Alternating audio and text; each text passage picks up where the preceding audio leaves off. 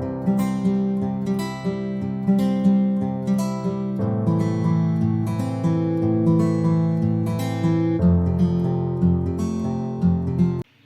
वालेकुम, welcome back to our channel easy mathology. और अब हम मूव कर चुके हैं एक्सरसाइज 4.3 की तरफ। हमारी सीरीज चल रही है क्लास 9 चैप्टर 4 अलजेब्रिक एक्सप्रेशन इसका नाम है।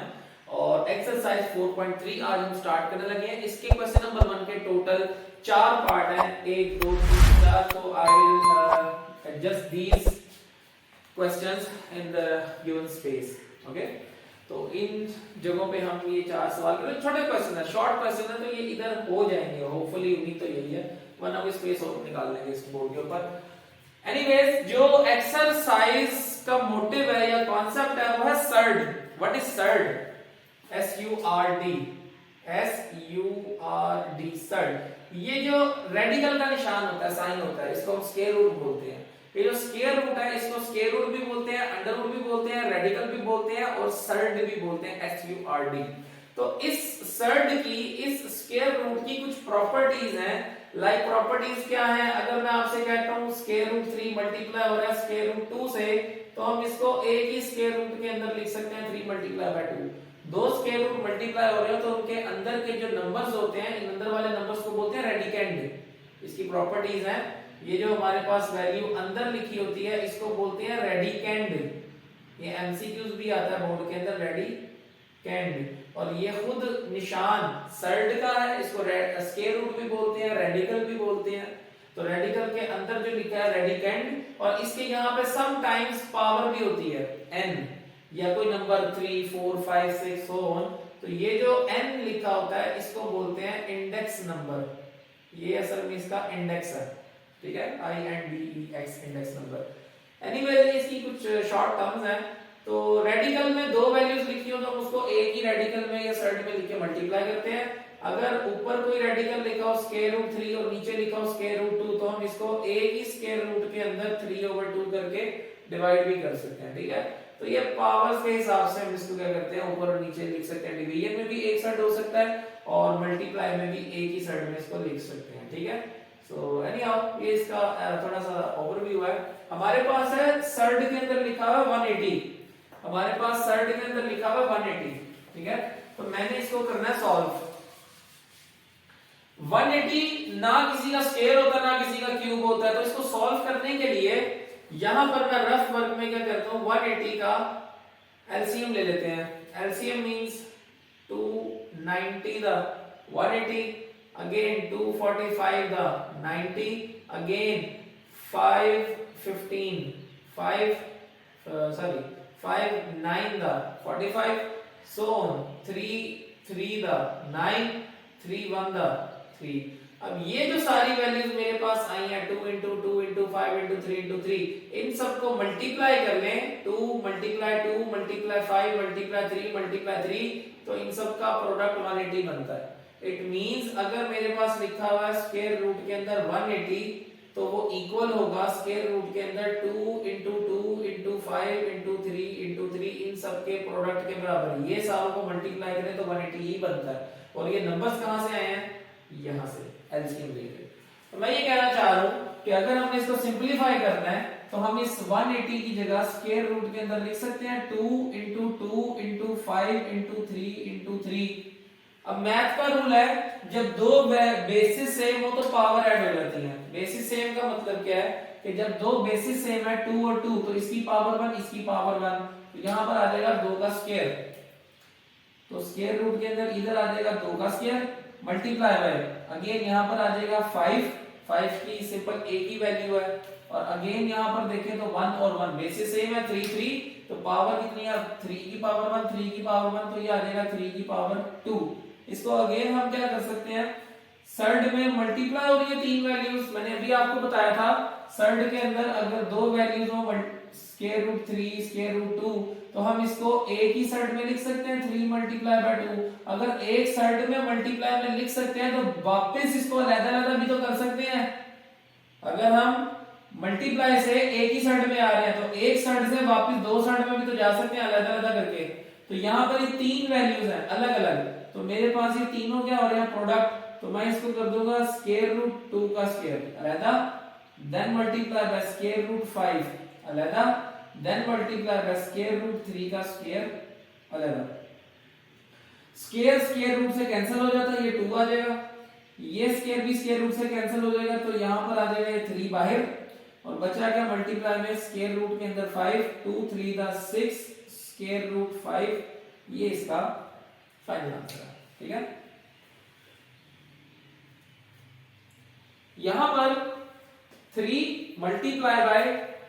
स्क्वायर रूट 162 लिखा हुआ है, तो अगेन हमने यहां पर क्या करना है, 162 मेरे पास नंबर है, अब 162 का मैंने क्या करना है एलसीएम लेना, क्योंकि मेरे पास और कोई नंबर नहीं है। 162 का जब एलसीएम लेंगे तो 2 8 दा 16 2 1 दा 2, अगेन अब ये 3 के टेबल पर क्या आता है 3 27 दा, उसके बाद 3 9 दा, उसके बाद 3 3 दा, एंड देन 3 1 दा 3। इट मींस कि इन सबको मल्टीप्लाई करें, 2 मल्टीप्लाई 3 मल्टीप्लाई 3 मल्टीप्लाई 3 मल्टीप्लाई 3, तो ये हमें क्या प्रोडक्ट देगा 162। तो मैं यहां पर ये कहना चाह रहा हूं जैसे इसको हमने सॉल्व किया था, तो यहां पर मैं इसको लिख सकता हूं 3 मल्टीप्लाई बाय स्क्वायर रूट, और 162 की जगह आ जाएगा 2 मल्टीप्लाई 3 मल्टीप्लाई 3 मल्टीप्लाई 3 मल्टीप्लाई 3, तो यहां पर आ जाएगा 2 मल्टीप्लाई 3 मल्टीप्लाई 3 मल्टीप्लाई 3 मल्टीप्लाई 3। ठीक है, अगेन ये 3 पहले ही लिखा हुआ था क्वेश्चन में, ये ऐसे ही रहेगा, मल्टीप्लाई बाय स्क्वायर रूट 2, उसके बाद ये जो 3 और 3 दो दफा लिखा हुआ, मैं दो का पेयर बना रहा हूं, क्यों, क्योंकि स्क्वायर अंडर रूट से कट जाता है, तो 3 की पावर यहां पर क्या हो जाएगी, जैसे यहां पर 2 3 थे तो 3 का स्क्वायर हो गया था, तो यहां पर भी क्या हो जाएगा 3 का स्क्वायर, अगेन यहां पर फिर 2 3 है तो 1 और 1 लिखना हो जाएगा, फिर 3 का स्क्वायर, अगेन यहां पर मैंने 3 वैल्यूज थी अलग-अलग लिखी थी सेपरेशन करके, यहां पर भी 3 वैल्यूज है तो सेपरेट सेपरेट करके हम लिख सकते हैं, we can write it into separate form. So यहां पर आ जाएगा 3 into square root 3 multiply by square root 3 का square multiply by square root 3 का स्क्वायर, स्क्वायर अंडर रूट से कट जाएंगे, जैसे यहां पे कट गई थी वैल्यू, स्क्वायर अंडर रूट से कट जाता है तो नंबर बाहर आ जाते हैं, अंदर वाला नंबर और ये 3 अंदर वाला नंबर बाहर आ जाएगा। यहां पर ये 3 पहले ही लिखा हुआ है, ये वाला 3 बाहर, ये वाला 3 बाहर, और ये वाला स्क्वायर रूट 2 आगे। ठीक है, उसके बाद 3 into 3 into 3 27, और मल्टीप्लाई लिखने की जरूरत नहीं है, यहां पर आ जाएगा 2, this is our required answer. ठीक है, सो सिंपल है, शॉर्ट क्वेश्चन है, पूरी एक्सरसाइज 4.3 चैप्टर 4 की ये शॉर्ट एक्सरसाइज, इसमें लॉन्ग कोई क्वेश्चन नहीं है। ठीक है, ना बोर्ड में इसमें से लॉन्ग आता है, ये रफ वर्क है तो ये मैं भी फिलहाल बता रहा हूं, अगर आप नोट डाउन करना चाहते हैं तो स्क्रीनशॉट ले लें, मैं बताने लगा।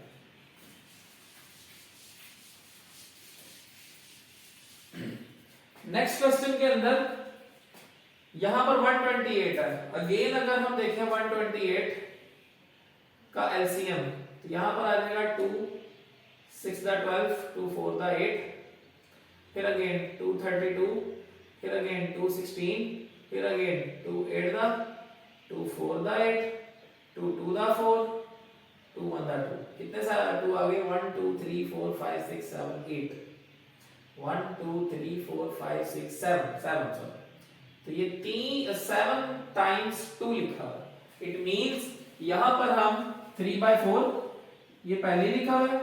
मल्टीप्लाई बाय ये जो 128 है इसको लिख सकता हूं 2 की पावर 7, और सारे की पावर क्या, यहां पर इंडेक्स नंबर है 3, तो इंडेक्स नंबर जो भी होता है वो यहां पर 1/, में आ जाती है वैल्यू। स्क्वायर रूट की वैल्यू पता है ना आपको, स्क्वायर रूट क्या होता है हमारे पास, अगर स्क्वायर रूट हो 3 तो इट मींस ये लिखा हुआ है 3 की पावर 1/2, तो यहां पर अगर लिखा हो 3 और यहां इंडेक्स नंबर हो 4, तो ये लिखा हुआ है 3 की पावर 1/4,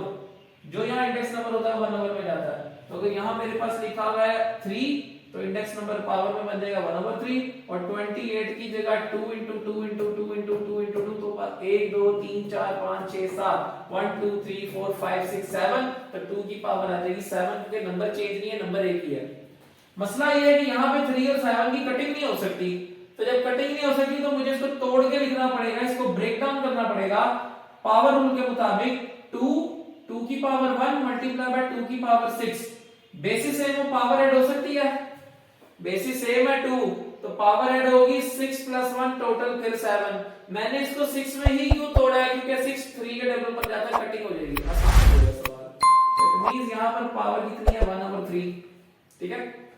अगेन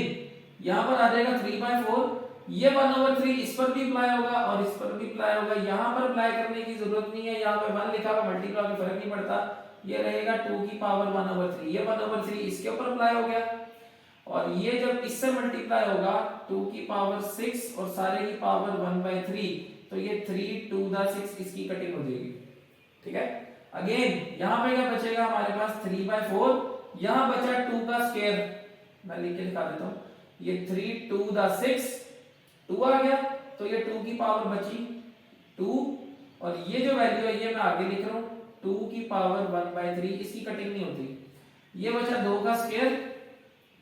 3/4 मल्टीप्लाई बाय 2 का स्क्वायर 4 4, और इसको जब हमारे पास इंडेक्स नंबर 3 हो तो पावर में 1/3 लिख सकते हैं, तो अगर पावर 1/3 है तो वापस इंडेक्स में भी तो जा सकते हैं क्यूब रूट में, तो इस चीज को हम लिख देंगे क्यूब रूट, यहाँ पे पावर 3 और यहाँ पर अंदर आ जाएगा 2, ये 4 इस 4 से कट जाएगा, तो 3 और क्यूब रूट 2, ये इसका रिक्वायर्ड आंसर बनेगा, ठीक है। ये पूरा डिटेल से करा, ये मोस्ट इंपोर्टेंट क्वेश्चन है, मोस्ट इंपोर्टेंट क्वेश्चन है ये वाला, ठीक है। लास्ट ये क्वेश्चन इसका क्वेश्चन नंबर 1 का पार्ट नंबर 4, यहां पे इसको भी हमने करना सिंपलीफाई। अब इसको इसकी सिंपलीफिकेशन का मेथड क्या है, यहां पर 96 लिखा हुआ है, 96 पे 2 की पावर नहीं होता, 3 की पावर नहीं होता, तो मुझे फिर अगेन इसका एलसीएम ही लेना पड़ेगा, तो यहां पर ये लिखा हुआ है 96, इसका लेते हैं एलसीएम, ये जाएगा 3 के टेबल पे, 3 3 दा 9, 3 2 दा 6, अगेन ये जाएगा 2 के टेबल पे, 2 16 दा 32, फिर ये जाएगा 2 8 दा, फिर ये जाएगा 2 4 दा, फिर ये जाएगा 2 2 दा 4, और फिर जाएगा 2 1 दा 2, तो वैल्यू क्या बची 3 multiply bye 2 multiply 2 multiply 2 multiply 2 multiply 2, 2 कितनी दफा लिखा है 1 2 3 4 5, तो 2 की पावर कितनी आ जाएगी 5 और मल्टीप्लाई बाय 3, तो इट मींस मैं ये कहना चाह रहा हूं कि ये जो 96 लिखा हुआ है इसको मैं लिख रहा हूं 3 मल्टीप्लाई बाय 2 की पावर 5, ये 2 की पावर 5 और ये मल्टीप्लाई बाय 3, उसके बाद यहां पर ये जो x लिखा हुआ है x की पावर है 6, इसको मैं तो अपने हिसाब से तोड़ रहा हूं, x की पावर 5 मल्टीप्लाई बाय x की पावर 1, 5 और 1 होता तो 6 ही है, तो मैं अपने हिसाब से इसको इसलिए 5 में लेकर आ रहा हूं पावर्स, क्योंकि बाहर पावर 5 है, 5 की 5 से कटिंग हो जाएगी, यहां पर लिखा हुआ है पावर 7, तो यहां पर आ जाएगा पावर 5 डॉट y की पावर 2, 5 और 2 फिर y की पावर 7, z की पावर है 8, इधर आ जाएगा z की पावर 5 डॉट z की पावर 3, और इस सारी ब्रैकेट की पावर आ जाएगी 1/5, क्योंकि इस पूरी वैल्यू की रेडिकल और z की पावर क्या 5, इंडेक्स 5 है, तो यहाँ 1/5, ठीक है। अब ये 1/5 सब पर बारी बारी अप्लाई होगा, ठीक है, ये 1/5 5 से कट जाएगा, जिससे कट जाएगा ना वो वैल्यू इस ब्रैकेट से बाहर आ जाएगी, ये 5 जिस 5 से कट जाएगा वो वैल्यू इस ब्रैकेट से बाहर आ जाएगी, तो ये 2 की पावर 5 इस 5 से कटेगा तो 2 आ जाएगा बाहर, अगेन ये x की पावर 5 इस 1/5 से कट जाएगी, मैं कटिंग नहीं करके दिखा रहा, लेकिन ये वैल्यू पे हर एक पे अप्लाई होगी तो कटिंग होगी, तो ये x की पावर 5 है, ये भी बाहर आ जाएगा क्योंकि 5 5 से कट जाएगा, ये y की पावर 5 है, ये भी बाहर आ जाएगा तो y आ जाएगा, ये z की पावर 5 है, इस 1/5 से कटेगा तो ये z बाहर आ जाएगा। अब ब्रैकेट के अंदर बचा क्या, ये 2x y z जिनकी पावर 5 थी वो कट गए बाहर आ गए, और जो वैल्यू अंदर बची है वो क्या 3, उसके बाद x, उसके बाद y का स्क्वायर, उसके बाद z की पावर 3 और इस सारे की पावर क्या 1/5, ऐसे ही है। यहां पर 2x y z ये एक वैल्यू, और ये सारी वैल्यू जैसे यहाँ पे पावर 5 थी तो हमने उसको यहाँ पे पावर में ब्रैकेट में लिखा था, अगर ब्रैकेट की पावर 5 है तो वापस हम इस फॉर्मेट में लिख सकते हैं उसको, तो यहाँ पर आ जाएगा हमारे पास 3x y स्क्वायर z की पावर 3 और 1/5 का 5 इधर आ जाएगा इंडेक्स नंबर में, this is our required answer, ठीक है। तो ये क्वेश्चन नंबर 1 के 4 पार्ट्स थे हमारे पास, 4.3 का क्वेश्चन नंबर 1, ठीक है। इसमें वो स्केयर और क्यूब्स के फार्मूला ज्यादा यूज नहीं होने, ठीक है ना, इस एक्सरसाइज में। तो this is all about this video. So hopefully अगर आपको ये कॉन्सेप्ट विद एलसीएम ये चीजें समझ आ गई हैं तो हमारे चैनल को सब्सक्राइब करें, लाइक करें और शेयर करें अपने दोस्तों के साथ। Thank you so much. Allah Hafiz.